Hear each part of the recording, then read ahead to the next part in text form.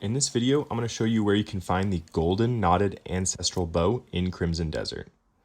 Now first, you're going to open up your map, and in Pailune, just above the Silver Wolf Mountains, you're going to go to this exact spot. So make sure your crosshairs are lined up, and then we're going to be looking for this little ladder and this shaft. We're going to drop down there. And then we're going to walk straight across to that open doorway, slide down these stairs, and then we're going to wait at the end for these doors to open. Once they open, you're going to watch out because there are traps. Just run past these chainsaws.